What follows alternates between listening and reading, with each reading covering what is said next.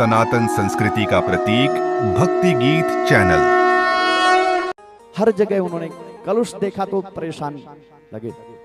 तो सत्य की वो सत्य किस्सा है, श्री जिससे यस्या देवस्या अस्मिन जन्मादि भवति, जन्म होता है जिससे जो पालन करने वाला है और अंत में वही संहार करने वाला है। उत्पत्ति स्थिति और लय का जो कारण है जो परमात्मा, उसकी हम सभी लोग आराधना करते हैं।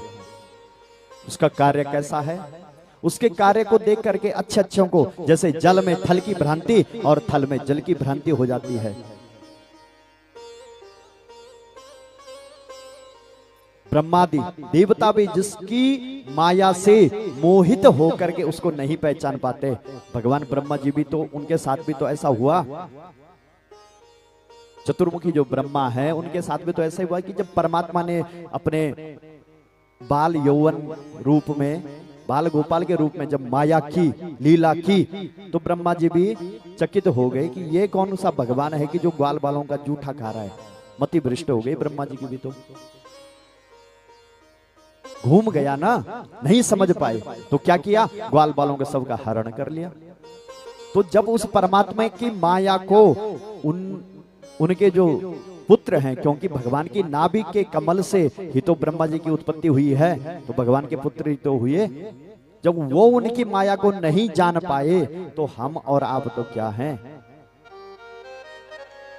जो निर्गुण निराकार भी है और सगुण साकार भी है, ऐसे उस परमात्मा को आप और हम सब प्रणाम करते हैं। बोलिए सच्चिदानंद भगवान की जय हो। और दूसरे श्लोक में मंगलाचरण किया, धर्म प्रोजित कैतवोत्र परमो निर्मत्सराणाम शताम, वेद्यम वास्तव वस्तु शिवदम तापत्रयोन्मूलन।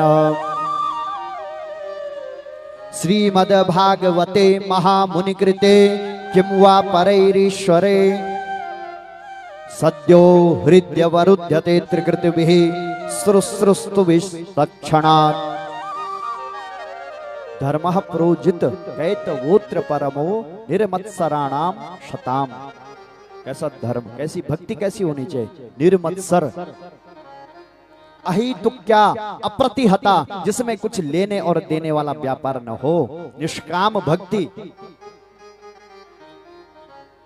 धर्म करने का मतलब क्या है, निर्मत्सराणाम, मत्सर कुछ न हो, मन में अंदर कुछ न हो, काम क्रोध लोभ मोह मद मत्सर ईर्ष्या द्वेष, किसी की भलाई किसी की बुराई, ये कुछ अंदर न हो।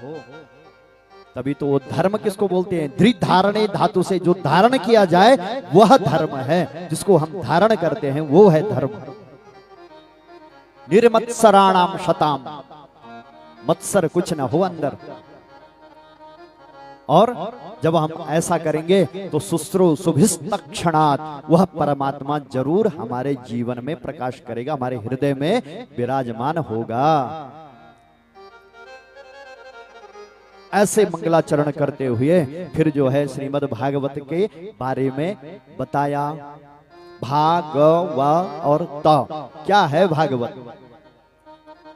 भामने भाति या सर्वशास्त्रेषु, सभी शास्त्रों का जो सार है, प्रकाशमान है, दीप्त है, उदीप्त है, सभी शास्त्रों का जो सार है। श्रीमद् भागवतम पुराण तिलकम, 18 पुराणों का, 17 पुराणों का 18वां स्वयं श्रीमद् भागवत महापुराण, उप पुराण जितने भी हैं, छंद शास्त्र सभी का जो तिलक के रूप में जो है लगा हुआ, श्री के रूप में, उस लक्ष्मी के रूप में, अन्य किसी के आगे नहीं आया। श्रीमत, श्री का मतलब क्या है, वो साक्षात लक्ष्मी। लक्ष्मी कौन है, श्री राधा जी। और इस श्रीमद् भागवत में जो है राधा कृष्ण की जो जोड़ी है, जो उनका संपुट लगा हुआ है, माँ राधा जी और भगवान कृष्ण। नाम तो कहीं नहीं दिखा है इसमें कि राधा नाम है, लेकिन क्यों नहीं है, श्री के बगैर कैसे होंगे, शक्ति के बिना कैसे शिव होंगे, माँ भगवती लक्ष्मी के द्वारा कैसे नारायण होंगे। वो तो राधा और कृष्ण की वांगमयी मूर्ति है, शब्दमयी मूर्ति है, दोनों विराजमान है। क्योंकि जब भगवान स्वधाम गए तो क्या किया, तिरोधाय प्रविष्टो यम श्रीमद भागवतार्णवम, अपनी ज्योति को इस श्रीमद भागवत महापुराण में प्रविष्ट करा के गए। तो भांति सर्व वेदेषु सर्व शास्त्रेषु, जो सभी शास्त्रों में प्रधान है, श्रीमद भागवतम पुराण तिलकम, और वैष्णवों का जो परम धन है, यद वैष्णवानाम धनम। तो और भांति सर्व शास्त्रेषु, और गतिर यस्या अलौकिकी, इसकी जो गति देने वाली जो शक्ति इसके अंदर है, अलौकिकी, अलौकिक है, उसका कोई सानी नहीं है दूसरा। गति कैसी, जैसी राजा परीक्षित को दी, साक्षात जो है प्रमाण है कि राजा परीक्षित की जिस प्रकार से मुक्ति हुई। तो गतिर यस्या अलौकिकी, अलौकिक गति देने वाली यह श्रीमद भागवत महापुराण है। और फिर वह बलिष्ठा सर्व धर्मेषु, सभी धर्मों में जो बलिष्ठ है, बलवान है, सक्षम है, और त्याग देने वाली है।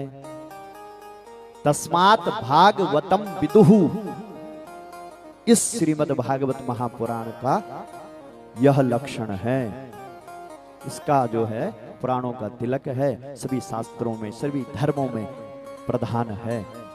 इसमें क्या है, 12 स्कंद हैं, 335 अध्याय हैं, और 18,000 श्लोकों की यह संगीता है। कब यह बनी,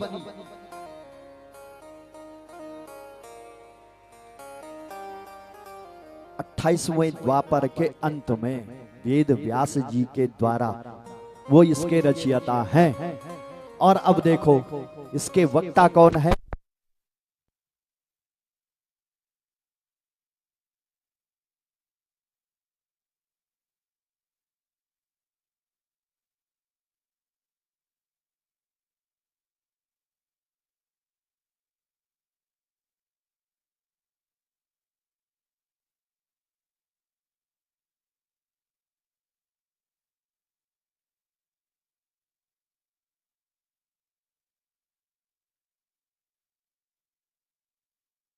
कोई मेल है ही नहीं दोनों का। सुखदेव जी हैं इसके वक्ता, और श्रोता कौन है, महाराज परीक्षित। अब इन दोनों का कंपैरिजन, आपस में इनका तालमेल बिठाओ जरा। वक्ता कौन है, जिसके शरीर पर, शरीर को ढकने के लिए 2 इंच का कपड़ा भी नहीं है।